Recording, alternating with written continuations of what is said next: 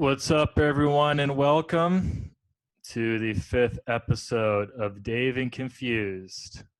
This episode, we have one of the homies on, also from the Fresno comedy scene. Let's give a warm welcome to Nick Ceppaglia. Yay! It's a pleasure to be here. How you Thank feeling, you. man? I'm feeling good. Fucking just waiting for it all to be over. Yep. Just going nuts. Been trying to keep my mind busy at the house. Started running. Still exercising, painting a little. Starting to paint a little more. Might have to get that Luminosity app. Start doing some mental workouts. Mental workouts. Yeah. A lot of Sudoku. Sudoku. I don't think I've ever played that. Highly recommend. Put your brain in a pretzel. So we got Nick Okay. Ceppaglia here. We're going to start off with a word from our sponsor. This episode is brought to you by the Central California ASPCA. You ever just walk down the street and you see a homeless guy? Well, there's homeless cats and dogs out there, and they need homes too.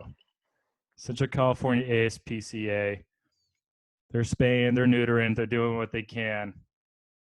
So if you got an extra buck, you got some time on your hands, send it through or volunteer.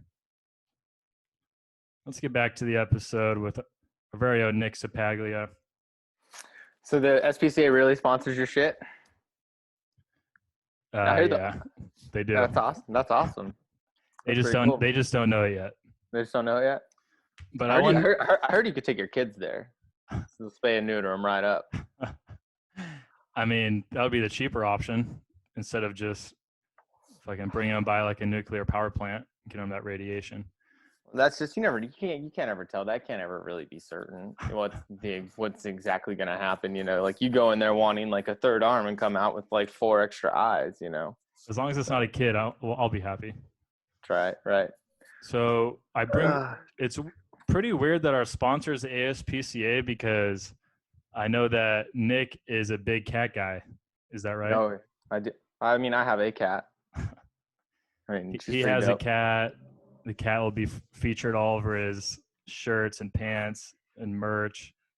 You wear a lot of cat gear. Cat gear. I have a shirt that I've worn on stage. Couple shirts. And I have 2 shirts, yeah. The drug one, yeah. The drug one, yeah, you like that one. That's got 2 cats on it. Yeah, you would like that. I'll put that picture in here right now. I like cats. They're just easy. All you gotta do is ignore them, and they live their life. And you just put some food in the bowl, and every once in a while they come up and you pet them. Are you Friskies or Fancy Feast, or neither? Neither. My cat eats Purina dry food, and that's all she'll eat. She won't eat anything else, unless all of the dry cat food's gone. But she does not like. I tried to give her tuna one time, and she left it in there for like the whole day. It's just like I don't give a shit about this. So you just had to eat it. Can't let it go to waste. Well, no, you don't waste anything, especially right now. We're in a deep recession, and the economy's failing, and we're one step away from wallpapering the walls with sheets of money, like in the in the 20s. At least that's what I'm hoping. Money is going to be essentially worthless in about 6 months. So if you stacked up on crypto, you're ahead of the game. I don't know anything about that cryptocurrency. Speaking of which, subscribe to this podcast, and I will send you crypto eventually. Special offer for episode 5 of David Confused. Confused. So where'd you get that title from of the show? I've never heard. It's so clever. Just came to me in a dream, like epiphany. Just kind of, I don't know. It's kind of like fit one day, and I just went with it. It's funny because it's kind of like a play on this movie called Dazed and Confused. Have you ever heard of it? I have. Love that movie. It's actually weird because that was filmed in Austin, Texas, and I lived there for almost a year of my life a couple years ago. So a little extra fact that ties in. Yeah, but how is that weird? It's just coincidental. Well, it's the name of the podcast, so it all ties in. Sure. That's what I keep telling myself. So we got Nick Ceppaglia here. That's me. I got all these gigs lined up, touring all over the nation. It's crazy. You know, Tell us a little bit about because Nick's also part of the Fresno comedy scene. Tell us a little bit about what you've been doing lately. If you've been doing any shows online, or you're big in the meme game. Is that right? I mean, I'm not big in the meme game. I just like memes, and I have my Instagram is just basically a meme page where I just been putting out all these terrible non stage worthy jokes I come up with. Check out Nick Fitzwell right now. Instagram page for the dankest memes you can possibly find. Um, Well, I appreciate that. but But other than that, man, just been exercising a lot, um, running, bike riding, cooking. I've honestly, and then when I'm not doing any of that, as soon as all those tasks are complete, I just become like a lazy piece of shit. I lay on the couch from like 7, 8 at night till like 2, 3 in the morning, just watching TV, not doing anything. that's when the cat comes into play. Yeah, and yeah, she comes around. That's when she's like running around. Like that's her like time to run around the house and shit. You know. So she's She speed racing. asserts that dominance on you. Piss Exactly. sprays you. Exactly. She's So, wild. going back to the comedy thing, let's start from the beginning. I miss it. How about you? It's weird. It's weird going from doing it so much and then you just literally can't. But like we were saying, I did one online show. I kind of bombed. So tell us a little bit about when you first started. How long ago was it? Where did you perform your first mic at? My first mic, the first time I got on stage was at Starving Artist Bistro. I went to a friend's birthday party. I think it was on a Tuesday, and I just saw they're having open mic there, and I didn't even know Fresno had anything like that, like open mics. So I went back. So I started talking with some of the comedians, and kind of got along well. So I went back the next week to check it out, and then I got a little buzzed from just drinking, having a good time. And one of the comics wrote my name on the list, and they called me up, and he's like, "I wrote your name on the list. You want to go up there?" And I was like, "Well," I was all buzzed. I was like, "You're not gonna punk me, like I'll get up there." And I went up there, and I had no material, I just told like shitty internet jokes, like street puns and stuff, like dumb jokes that I had heard or I'd known, growing up, and then was getting some laughs, and I liked it, so I did it for a few months, and I just kept doing that, and then I became good friends with some of the comedians, and other ones didn't like me very much because I was, just going up there and telling jokes that weren't original, and I didn't really get it at the time, but then I got like booked on a show, and then it was kind of different. And then one of my friends sat me down and was like, if you really like this, you should try writing your own stuff. And then so I stopped comedy for about 6 months until I written enough to go to like a 3-minute open mic. And then when I went up there, when got my laughs off of like my own shit that I thought was funny, that was just it. I was hooked. That's when I was like, all right, I'm into this. Like, let's do this. And it's just been all original content since. And it's just when you're young and just don't know what you're doing, especially in this town. It's just like you're up there having fun. It's like, but I mean, if you really want to go for it, you got to put the effort in and try and write and work hard at it. It's funny how you kind of fall into it, and then like the more you do it, the more you learn about it, the more you're like, oh, okay, like this is kind of what I would need to do to write my own stuff or whatever. What is your favorite place you performed at, and then the worst?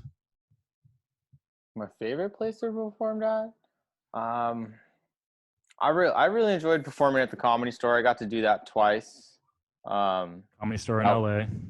That was really fun. Humble brag, no big deal. Shut up. It was just fun. They were bringer shows, so I mean, I had to bring people to get on. But the first time I had to bring 5 people, and I got to do the belly room, and I did really well. Did really well in it, and had a good time, and it was a good trip with some good friends that went down with me. And then the second time, I got to do the original room, and I had to bring 10 people. So I rented a big bus or a big van that fit 10 plus people in there, and I filled it up. And me and a bunch of friends and some comics went down to LA and went to original room and did the show, and I killed it. Fucking murdered. Yeah, I have that recording. I have that set on YouTube, like just the audio of it recorded on my phone. I made a little EP out of it, Put that link in the description for everyone at home. Did some editing, through some theme music. Some theme music my friends, a couple friends made for me. Put that on it, and it was a good time. And that was just a really fun trip in general, just because it's for us, it is a big deal. We don't have any clubs here in the Fresno scene, so it's like, yeah, to have the opportunity, even if you got to do what you got to do, bring some people and get some stage time, and I think dip your toes in the deep end a little bit, huh? Yeah, it was a good time. What and then follow that with the worst ever. Yeah. Worst spot. Maybe that's the biggest time you bombed, or is that two separate? No, I mean instances. The worst spot ever, I think, would have to be in Jamestown, at this really shitty gypsy bar. We went there and we drove, however many hours away it is, 3 hours away from us. And we get there, and the list is like 25 people long. And there's people from San Francisco, like all over here at this one shitty place. And it's just a rowdy bar. And I went with Liam Womack and I think Blake Hayden, it was, if I'm not mistaken. But we went, and there's one pizza shop in that whole place, in that whole town. And then, so we're like, we go and get pizza. And then go back to the show, and we just sit there for probably 4 or 5 hours waiting to be called. And then we get to go up like dead last. And there's absolutely like no one listening. It's just like a crazy rowdy bar, not getting a single laugh. And this goes for all three of us. Absolutely ate shit. So we have this inside joke that, 3 bombs happened in Jamestown, and the pizza stand is still standing, but it's just like, that was probably like that was a rough one. And follow that with the worst you've ever. Is that the worst you've ever bombed, or is there another time? No. Well, there was one instance where I bombed like even harder than that because everyone was listening, That's like a real bomb. Yeah. Like when everyone's paying attention and they're not laughing. I got booked on this benefit show down in Whittier. And I drove down there, and I was a little bit late, so I was rushed, and since I did it I was like, yeah, let's do it. And I was supposed to open, open after the host. And I get there, and they're like, it's a venue, and it's a big lounge, and it's 2 rooms, and so there's 2 stages, and the room I'm in has about 250 people like packed in it. And the other room had about 100 or about 175 in the other room, and they had 2 shows going on simultaneously for this benefit show. And so I go in there, and then they're like, okay, you're gonna go up and cold open, then the host is gonna come up and do 10 minutes. And I was like, you gotta be kidding me, like cold opening's the worst. Yeah. But I was like, all right, did it. Went up and did it. I think I had like 3 tables laughing consistently, and like there's like 2 tops, so maybe like 6 people laughing consistently throughout the whole thing, and the rest of it was just dead silent. I had like a friend of mine had driven from like downtown LA to Whittier to come see me, and she had got there, and I was all excited to see her, and I was going to see her in a while, and it was just like first time she's going to see me on stage, and I was like just completely ate shit, and I just felt so defeated, and I like was just so embarrassed. And I got off stage, and the host was like making fun of me when I got off, like kind of thing. And I go and I like order a beer at the bar, and I'm sitting there, and this couple at the bar like slides a note to me that said, and then I still have it. I had it laminated. They're swingers? No. Yeah. Oh yeah. And then I went and fucked him. I did. Yeah. We went, and they made me forget about that whole experience. But slipped you the note. Slipped me the note, and it said, great set, tough, or great set, keep going. Catholic school fundraiser, probably not a good audience for you. And I was just like, that made me feel so much better afterwards. I was like, oh man, I was doomed from the start. I feel like, because like Catholic school fundraiser, that's for my dark style of humor. It's whoo. Oh, It made me polar opposites. They probably hated but the it style. it totally made everything so much better. Because afterwards, I was just like, yeah, fuck it, I don't care. I started with this random swinging couple that gave me a little pat on the back after. These Catholic swingers. One was wearing an all black robe with a little white collar, and the other one was wearing the same thing but with a long hood over it. And they kept calling each other brother and sister. It was weird. Sounds like a freak. Tell us a little bit about your early influences in comedy. Are there any comedians you like their styles, or maybe you kind of emulated at the beginning? I mean, I've always enjoyed, like, my first taste into comedy was like watching Richard Pryor with my stepdad. He showed me Richard Pryor. That was like the first experience in a stand-up I had ever had. And then after that, I watched a lot of Comedy Central Presents. Like, remember Nick Swartzen, when his first Comedy Central Presents came out, like his half-hour special, that was just amazing.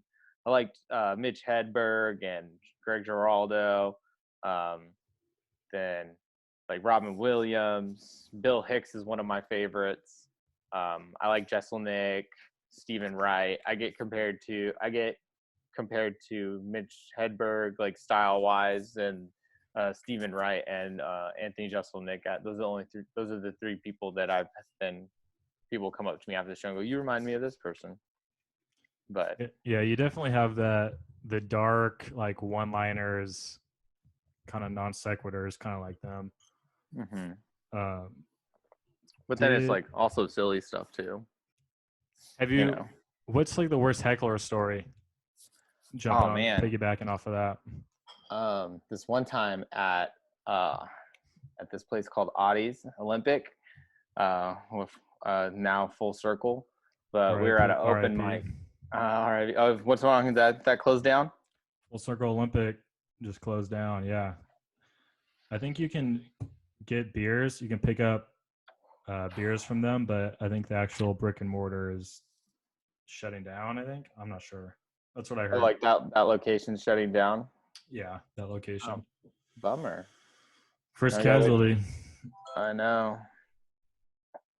Hold on, I just got a food order coming. Ooh, what'd you get? I'm gonna get a double with grilled onions and no spread. Ooh. I'm gonna get 2 of those. Oh, you've been hitting the gym. You've earned it. Actually, let's talk about that. Nick Ceppaglia was straight up gym goals, fitness goals on Instagram for a while, hitting GB3. What, you were doing 2-a-days for a while? Yeah, I was doing 2 days. I'm still doing 2-a-days. Just what have you, a lot of body weight exercises, you flipping tires in the back? What are you doing now?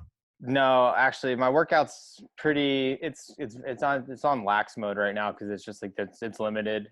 But that's why I started taking on running and taking HGH. Taking HGH. HGH. No, but just luckily I have access to like a private gym right by my work. So I've been going in there, working out what I can with the stuff that's there. It's not like fully complete, but it's got all the staples that I need.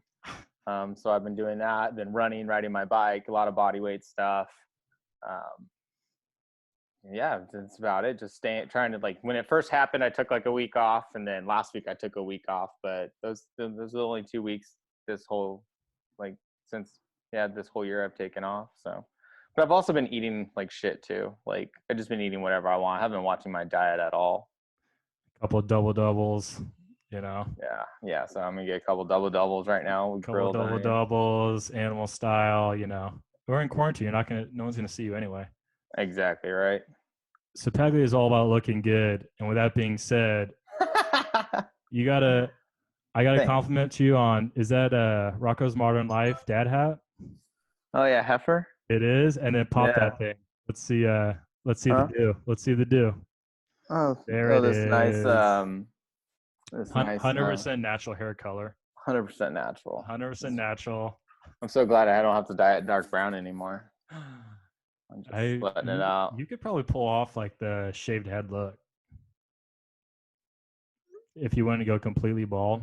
Oh, I mean, I've done it multiple times. It used to do what I used to do. Yeah. I literally, yeah. Now I'm thinking back on it, it's like, yeah, you literally had that look like a month ago. Yeah, I think so this funny. is are you waiting for the guy right now, or is this?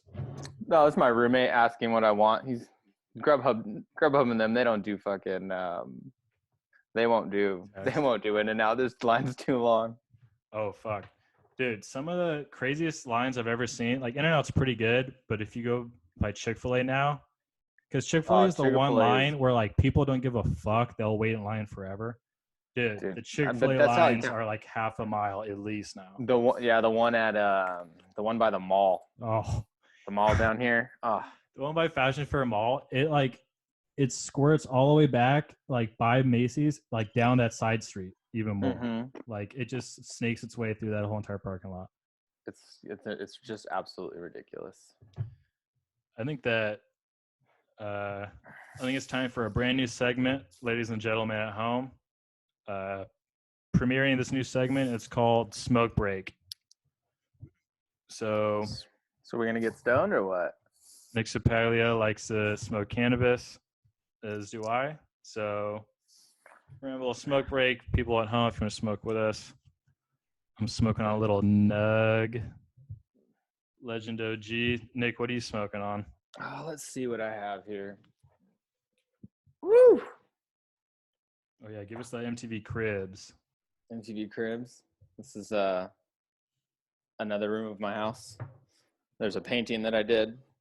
Ooh. Right there. There's a desk that I bought. That's a painting that would, if a kid is epileptic, that's sending him right into a fucking. Yeah, you think so? Right into a seizure. Yeah. All right. Works though. It does. So what we're smoking on today is some biofuel from the gas station delivery service here in town. Ooh, shout out gas station delivery service. Shout out Cannibal Delivery Service. Check out their website, thegasstation.com.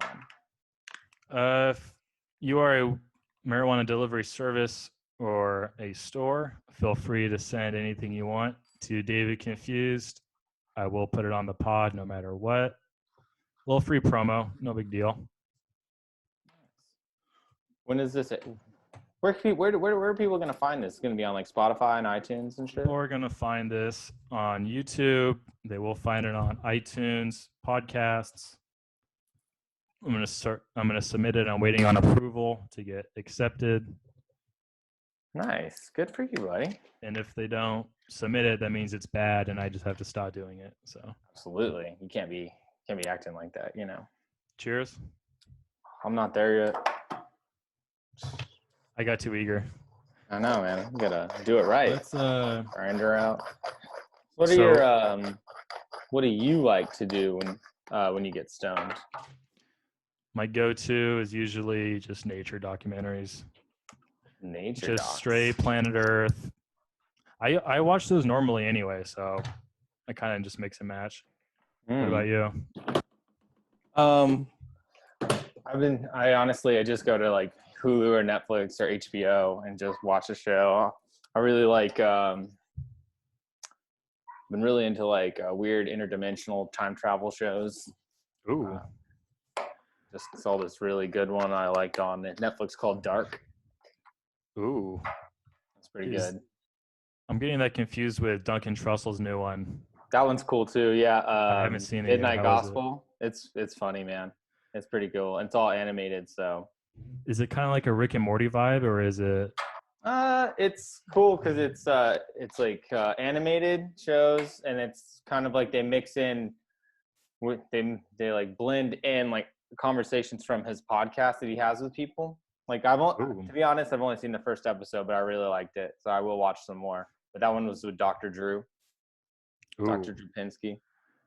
I saw the Cheers, Broseph. I saw the trailer and it looks very psychedelic.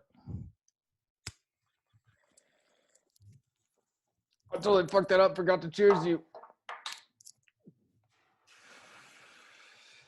It's all right. We can workshop it. We can workshop it. We'll do it. Ah. So now that we're on a smoke break, Are you blowing out your window? I am. I like your studio too, by the way. Like, looks very well done. I modeled it after A psychopath with nothing on the walls. Yeah, an insane asylum. Okay. Like solitary confinement vibes. That's what I'm going for. Okay. Next is a straight jacket. Now that we're on a smoke break, let's hear about.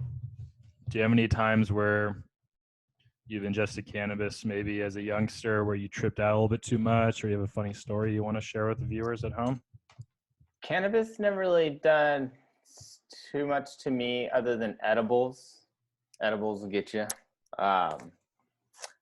This one time, I had a close friend of mine, say he got these cookies and he ate 2 of them and freaked out. And he was a pretty, how's the word? Seasoned weed smoker.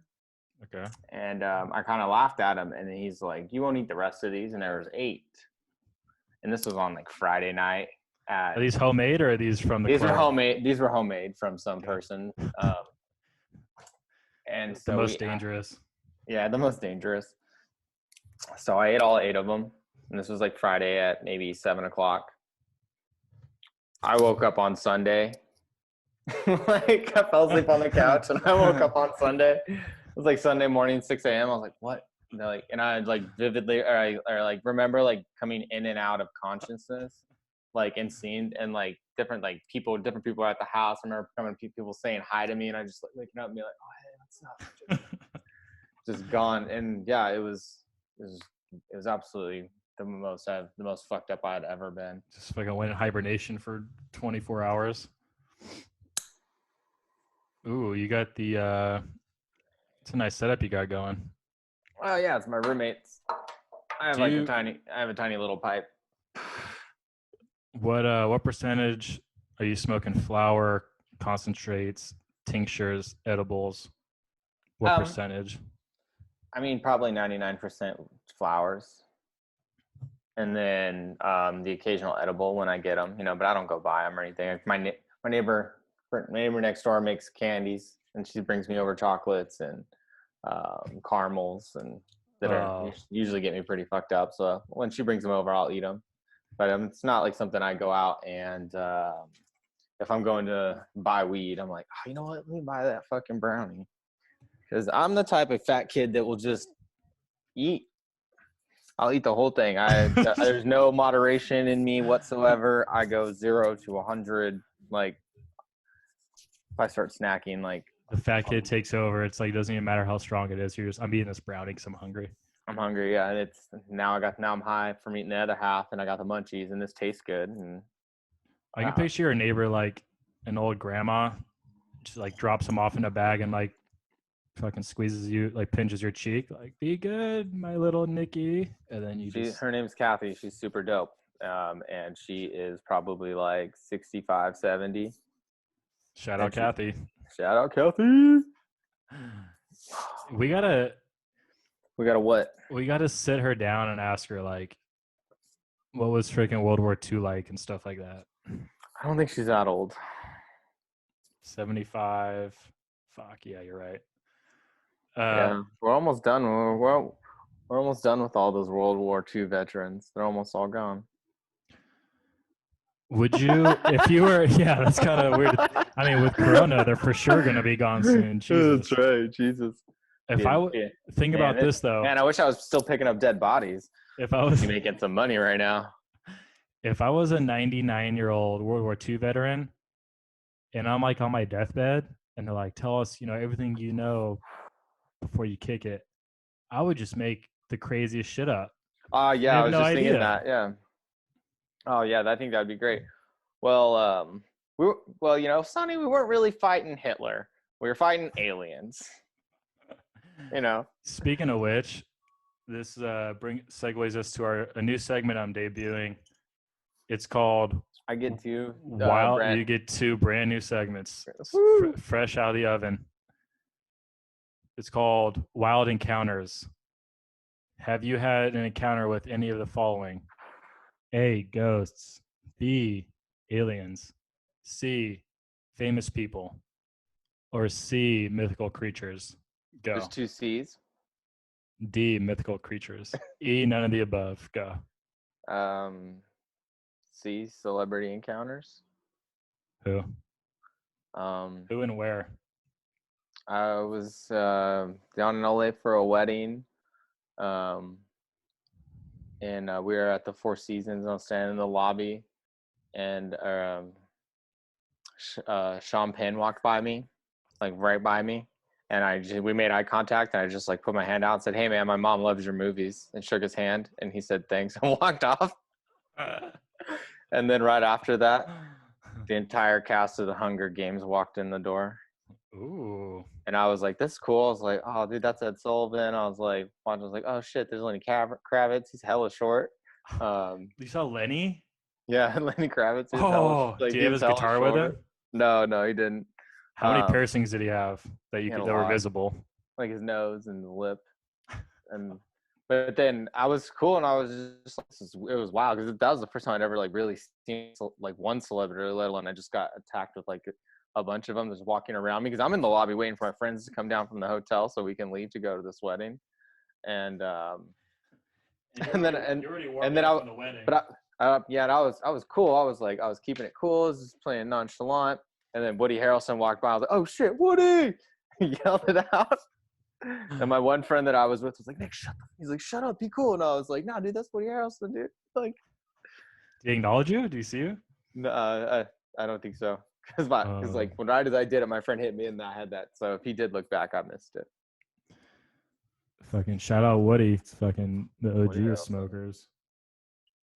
So, and I had just got done watching I just finished watching Cheers. So nice. I was like like into it. I was like, "Yeah, Woody!" Super pumped about it. Yeah, dude. Did you ever watch Cheers? I've only seen like a couple episodes a long time ago. Never really saw it. Would you recommend? Yeah, dude. Get stoned and watch it, start to finish. It's on my list. Originally, because I never watched. I mean, Cheers was cool because it was like in school. It was like rerun at like 11 o'clock in the morning, and I remember like if I was sick or if I was faking sick to not go to school. Especially when I was faking sick, like if I heard that theme song come on the TV, I knew I was good. Like yes. By that point, mom's not going to take me to school. It's too late, you know. Like so Pavlov's dog. As soon as you hear that now, you just get a bunch of like serotonin rush to your brain. Like, woo! Yeah. And so I was like, but I watched Frasier growing up, and I was like, they always talk about Frasier's like ex-wife and stuff, and I was like, oh, he's from Cheers. Someone told me that, and so it's like really. So I started watching it, and I had to watch like, I think I had to watch like 2 seasons without Frasier before Frasier comes in, but then it's like then I watched the whole thing. I've probably watched Cheers like all the way through like twice. How many seasons are there of Cheers? I don't know, like 10, maybe more. So it's a long show. It's right up there with like Full House and all them classics. Yeah. So that brings up a funny situation. Nick Ceppaglia and I are both from the Madera Ranchos. I lived there. He lived there. At one point. I lived there. Go through the origins of Nick Ceppaglia. Where'd you grow up? What schools did you go to? I went to a lot of Fresno schools. I went to kindergarten through 3rd grade at Rodin Elementary. And then I went to Teague Elementary for 4th and 5th and 6th grade. Then I went to El Cap at my 7th grade. That was the middle school for that district over there. And then that's when we moved from Fresno. My mom and stepdad moved from Fresno to the Ranchos. And then I went to Webster. And then Liberty High School wasn't built yet, where I eventually graduated from. So my freshman year, there was a bus stop in front of my house for Yosemite High in Oakhurst. Oh. And it picked us up at 6:30 in the morning So like for an entire year, I had to wake up at like 5:30 every day just to go to school, and I wouldn't get home till like 4:30 in the afternoon. And then after That's that, brutal. Those mornings too, fucking, that must have been freezing, like snow on the fucking bus. yeah. And then I went to Liberty for a semester and got kicked. Then I got expelled and went to a continuation school for a semester, and then went back to Liberty and then graduated from there. So let's hear a little bit more about that. You got caught. You threatened the principal, right? With like a pencil? Allegedly. Allegedly. Allegedly. They couldn't prove it. Allegedly. Yeah, no. Yeah, they couldn't prove shit, and he wouldn't talk. So, if he's not pressing charges, I don't know why the DA's got to feel like it's their business. But that was it was a stressful time, but I'm in the clear now. So yeah. Yeah, you were in the wild, wild west days of Liberty. Were you? Back in the Ranchos days, when a cop would come through once every 3 days, you could just do whatever you wanted. It was wild. We did some crazy shit. Me and my brothers. We used to have this airsoft gun. It looked like a fucking M4 rifle. And we would play games like the person with the rifle was on the ground around the whole house, and then he just had to, and then the other two, and then me and my brother and my friends were up on the roof, just trying not to get shot. And so he was just trying to shoot us, and we were just on the roof doing that. We had tumbleweeds, and then we had a really busy street. So at night we would just stack tumbleweeds, like 5 feet tall across the entire road, because cars would speed through there, and just sit on the roof and watch cars hit the tumbleweeds going like 60, 70 miles an hour. I mean, in retrospect, it's super dangerous, but people could have died. There's no accidents that came from it, but we did die laughing. Dude, that reminds me, because they would stop and scare the shit out of them. Yeah, would they ever stop and get out? And then you guys like? Oh yeah, and we'd just be on we'd just like hide on the other peak, like go over the peak of the roof and like hide and look over like this. Hide behind the chimney stack, just until they leave. Exactly.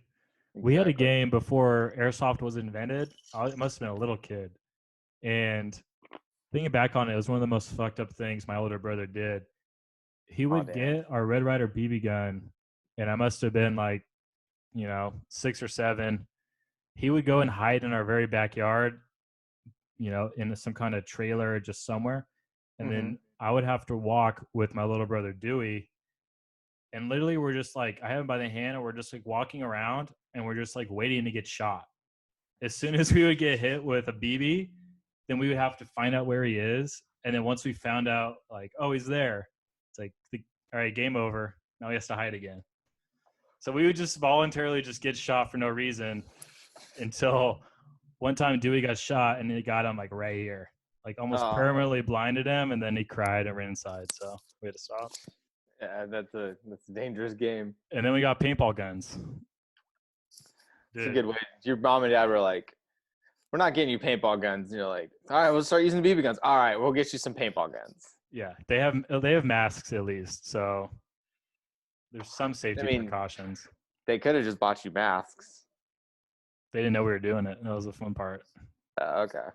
Dude, the thing is, you got the paintball gun and the mask, and then you continue to play with the BB gun.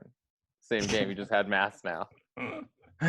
Still no. We had masks and paintball guns. We still go out with no masks and BB guns. Exactly.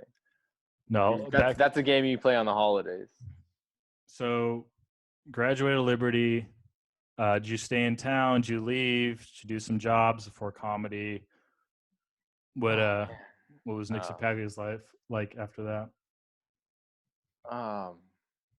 Shit. I moved back to Fresno, into an apartment, and just worked part-time gigs. Worked for a couple banks, Starbucks. I used to work for a mortuary service, picking up dead bodies. I used to work at an elderly home. Like a hybrid role? Elderly, like a hybrid role, yeah. And just mortuary? Went from putting people in body bags to just slowly watching them die over time. Just synergy. Kill two birds with one stone, literally.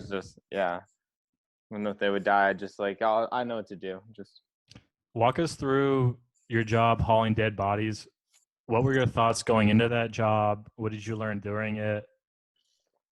Do people like? Was it a bunch of bodies that had piss and shit all over? Yeah, yeah, of course. I Just mean, get used to it. Just hose them off out back.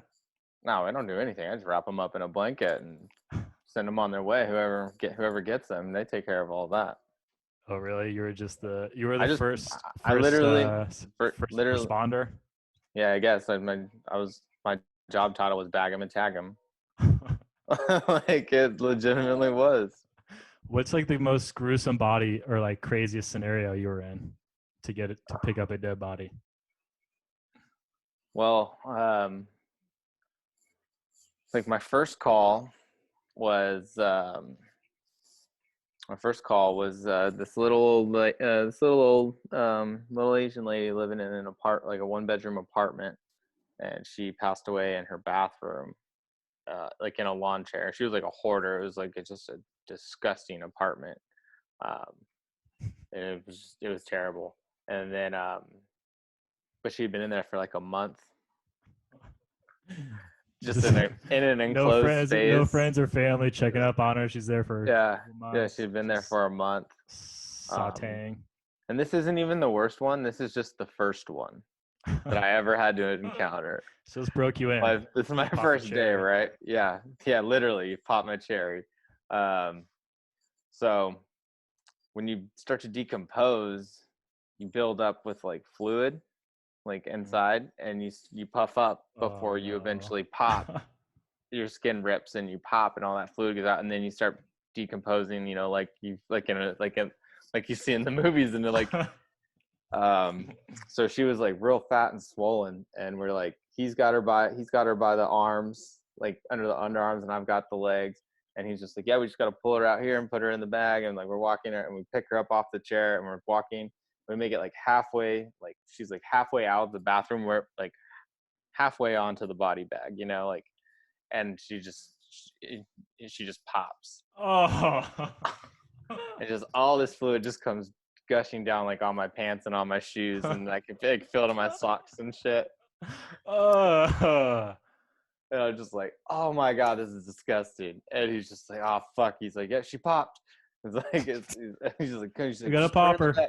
Just put her in the bag. Put her in the bag. And we just like put her in the bag, zipped it up, or wrapped her up in a sheet, and then zipped her up, and then put her on a gurney and took her to the morgue and checked her in.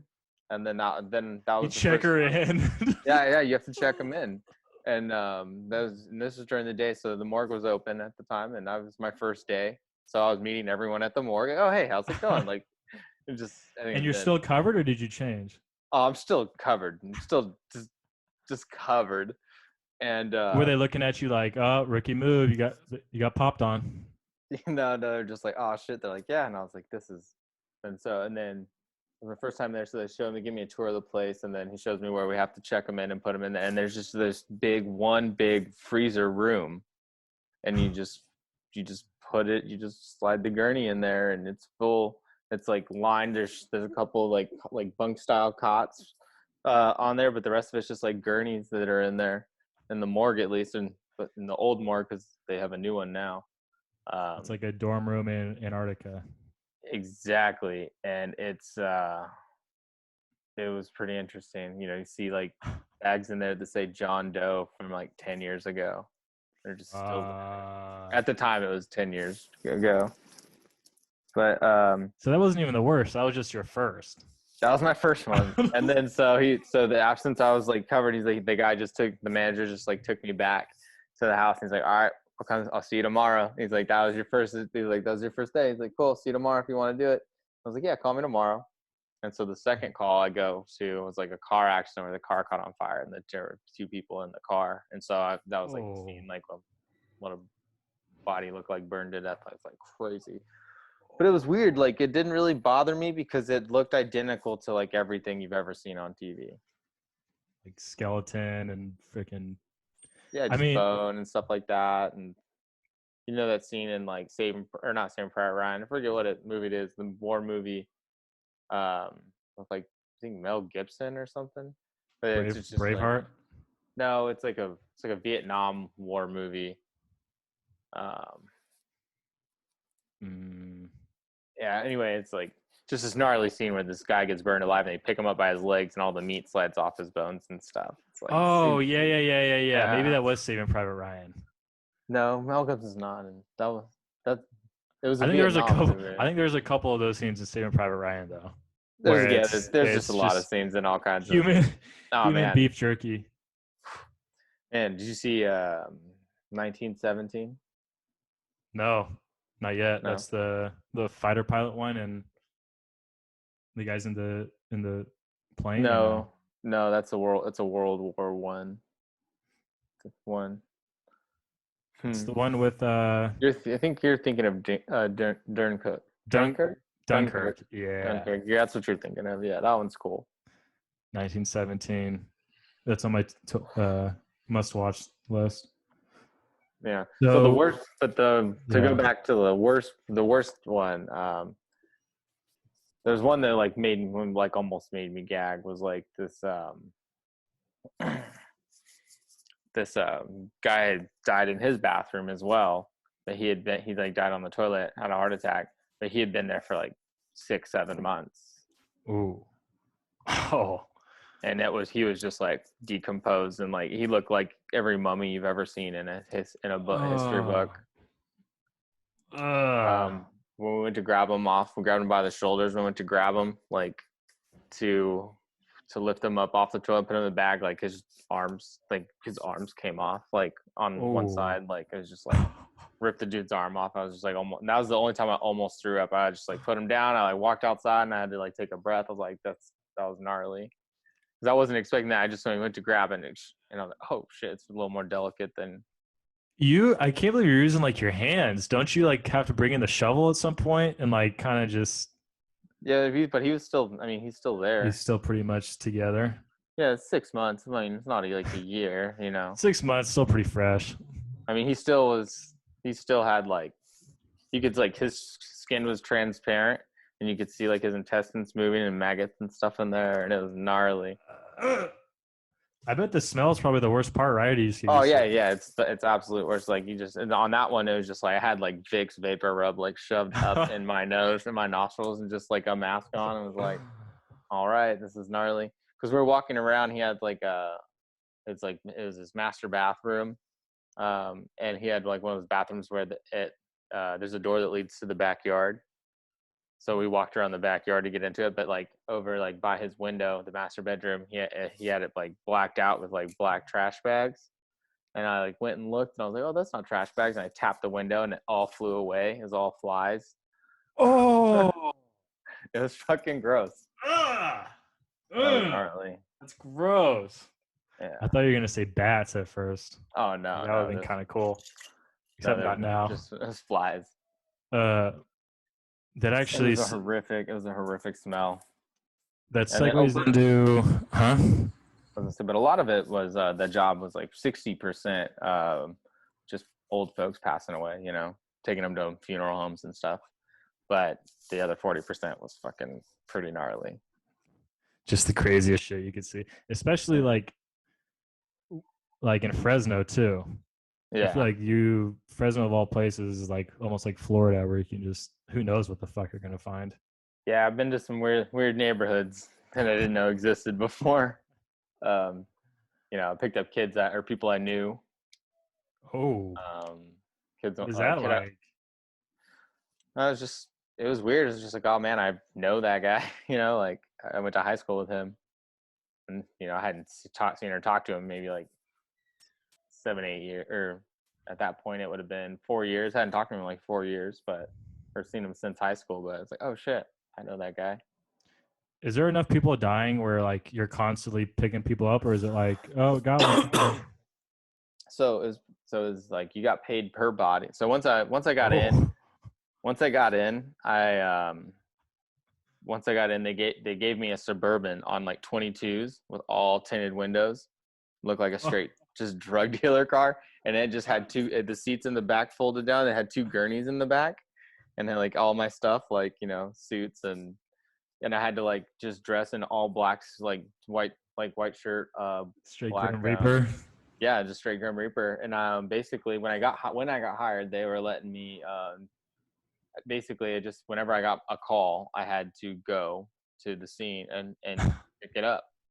So I mean, I was just driving their car around, just doing everything. I was like 22, just hanging out with my friends, going to parties, and I just have the suit and everything, like my Reaper suit, like in the back, and I'd be at parties, like hanging out with friends, like and I'd get a call, and I'd be like, all right, guys, I'll be right back, and then I'd leave and go pick up a body, take it to the morgue, and come back to the party, just like Start talking to a girl at the party. Start hooking up with her in the Suburban next to the dead bodies. Oh, that'd be wild. I did lay on him one time in the back. No. Yeah, one time I just laid on him. I was like in the back. No, you didn't. I did. I just was like, oh, let's just kick back and okay. Just act like what it's like weird, to be yeah. dead. Just look up at the ceiling of the Suburban, like this is what it is, you know? It was Eventually. wild. That segues us to that's actually a perfect segue for the next segment. Finish the sentence. In a previous life, I was a boy. I don't know. Oh, we got a sexist in the house. I was a boy in a previous life. It's probably a girl in a previous life. I don't know. A dog? A turtle? There's no right. There's no right answer. Fuck, I'm stoned. Shout out to the gas station delivery. So here's another segment called Let's Hop in a Time Machine.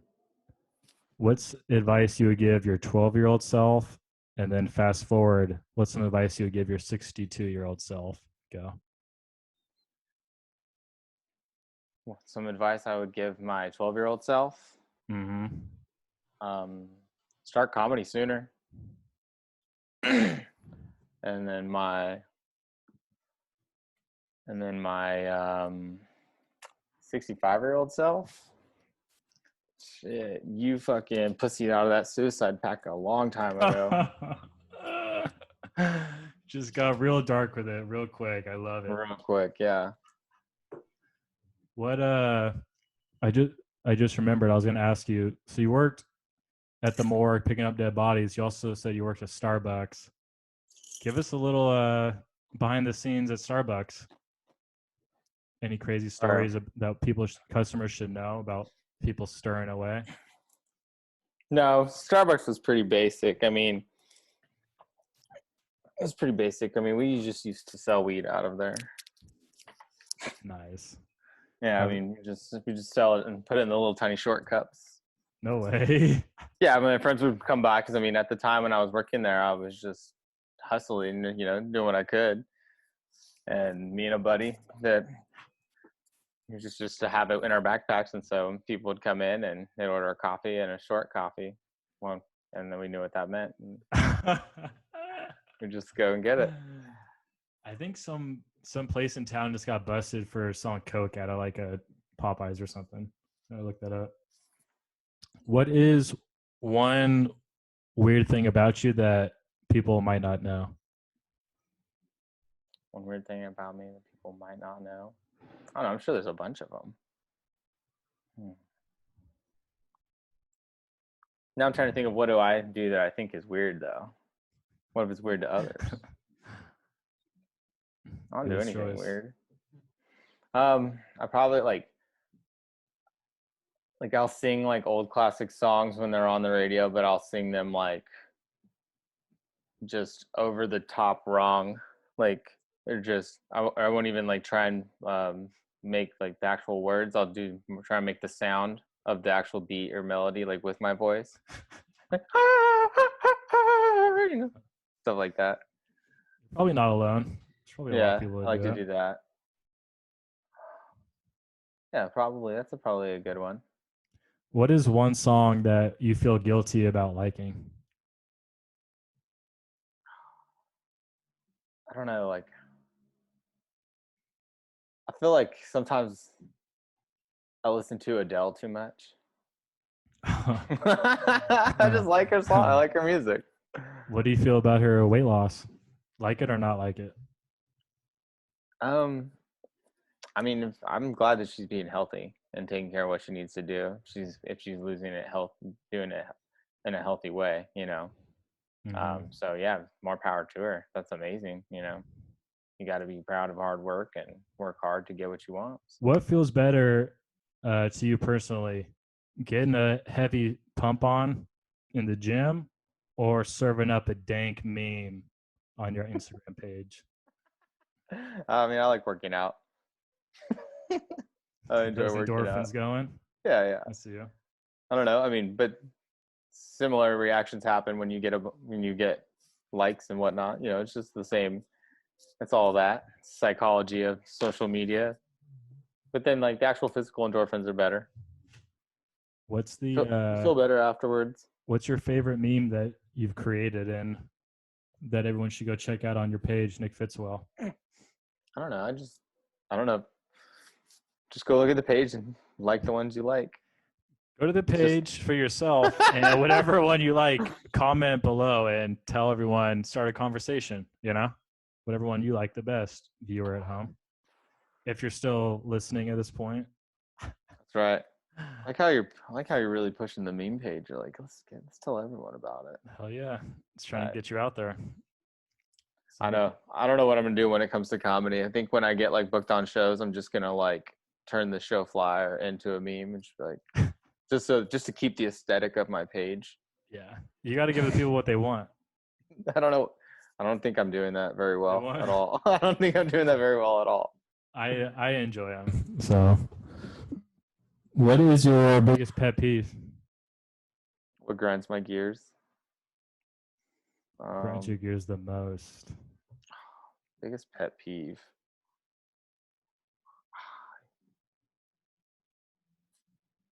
I think I just have too many. I think everything just gets on my nerves. I mean, today's a perfect example where everything got on my nerves today. Like this customer's voice, just the way he talked, other little things. It's just, I don't know. I think this quarantine's been making me a little irritable. I think it's making everyone a little irritable. No one can really go out and do the stuff they're usually doing. I think everyone just feels like a fucking rat trapped in a maze. Yeah. Don't you agree? It makes I me mean, want to like dye my hair or something. I know, right? Yeah, that's why I did the little quarantine video on my page. There'll be a link in the description. Check out his page. Just shameless plug after shameless plug. Shameless plug after shameless plug. Oh man, well, appreciate it. Yeah, watch. All of a sudden, I got like 1,000 followers. Right. So No. I think So, that I think we can pretty much we end it can on that. end it on that. Jinx, you owe me a soda. Jinx, you owe me Nah. a small coffee. Small coffee. Well, this is a fun time. What do Yep. you do to close out your show? Thanks. Just thank the guests. Thanks for Nick Ceppaglia coming on. Thanks to the viewers at home. Once again, Nick, tell them where they can see you. At All American Glass, because that's where I work. That's the only place I can see other people right now. All American Glass. Go there and make sure you're not wearing a mask so that he has to Fuck be the off. asshole to yell at you to put it on. So Yeah, he that's is what I that guy. need. That's what I need. Yeah. But thanks to Hi, everyone David. at home. Until next time. Peace. Yeah, what you think? That was fun. That was good. That was awesome. That was a good time. I think. Do you have